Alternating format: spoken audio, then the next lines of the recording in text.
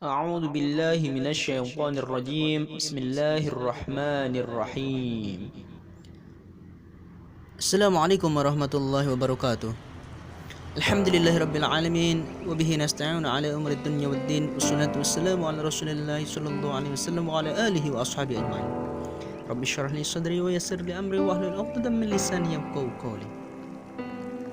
Alhamdulillah, puji syukur kepada Allah Subhanahu wa taala karena hari ini kita bisa membuat konten yang kedua tentang tafsir Ibnu Katsir. Kalau kemarin kita telah membahas bagaimana cara setan untuk menggoda manusia dan penanggulangannya, kali ini kita akan mengingat kembali apakah betul setan itu bisa jadi dari golongan manusia dan juga dari golongan jin. Nah, pernahkah kalian mendengar bahwasanya jin dan manusia juga bisa menjadi setan? Lalu jika memang iya, bagaimana cara mereka menggoda manusia? Mari kita lihat bagaimana menurut tafsir Ibnu Katsir. Ketika kita mencoba untuk mencari dari golongan jin dan manusia, maka kita akan menemukannya di tafsir Ibnu Katsir di surat An-Nas ayat 6. Kita akan mulai saja. Di sini kita sudah melihat ayat 6 surat An-Nas yang berisi minal jinnati wan nas, dari golongan jin dan manusia. Tafsir Ibnu Katsirnya adalah, apakah ayat ini merupakan rincian dari firman-Nya yang membisikkan kejahatan ke dalam dada manusia? An-Nas ayat 5. Kemudian dijelaskan oleh firman berikutnya dari golongan jin dan manusia. An-Nas ayat 6. Hal ini menguatkan pendapat yang kedua, dan menurut pendapat yang lainnya firman-Nya berikut ini dari golongan jin dan manusia.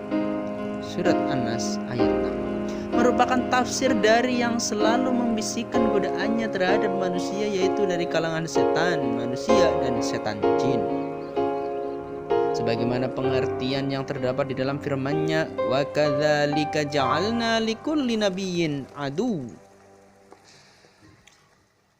wa kadzalika ja'alna likulli nabiyyin aduwan syayatinal insi wal jinni yuhi ba'duhum ila ba'din zukhrufal qawli ghurura. Dan demikianlah kami jadikan bagi tiap-tiap manusia itu musuh, yaitu setan-setan dari jenis manusia dan dari jenis jin. Sebagian mereka membisikkan kepada sebagian yang lain perkataan-perkataan yang indah-indah untuk menipu manusia. Surat Al-An'am ayat 112. Di sini kita bisa tahu bahwasanya memang benar adanya setan itu dari jenis manusia dan dari jenis jin.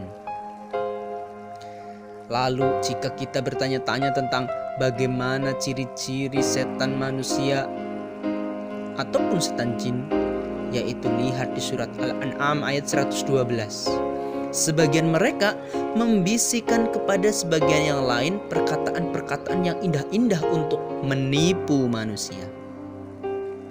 Oke, kita sudah dapat keywordnya bahwa setan manusia ini ciri-cirinya adalah mereka akan mengatakan kata-kata yang indah untuk menipu manusia. Lalu bagaimana kira-kira contohnya? Contoh saja, ketika orang-orang sudah rajin melaksanakan sholat di awal waktu, kemudian di masjid, maka setan manusia akan mengatakan, sholat kok harus di masjid, itu namanya riya, harus tampil tiap hari sholat. Mendingan seperti kita, sholat di rumah, tidak ada yang melihat sehingga tidak riya. Kemudian yang sholat di awal waktu dibisikilah dengan bisikan-bisikan indah, sholat itu gak harus di awal waktu, yang penting tepat waktu. Atau kemudian yang sudah sholat tidak di awal waktu dibisikan lagi, buat apa sholat? Sholat pun kalau perbuatan sehari-harinya jelek percuma dong. Jadi yang penting cukuplah untuk berbuat baik. Kata-kata seperti ini sepertinya indah, tetapi jika kita benar-benar memperhatikan, berarti kita telah melanggar sesuatu yang sangat berat. Karena yang namanya sholat adalah tiang agama. Apabila sholat tidak didirikan, tentu saja sholatnya akan runtuh. Dan untuk memantapkan bahwasanya memang ada yang namanya setan dari jenis manusia, lihatlah ini kawan-kawan.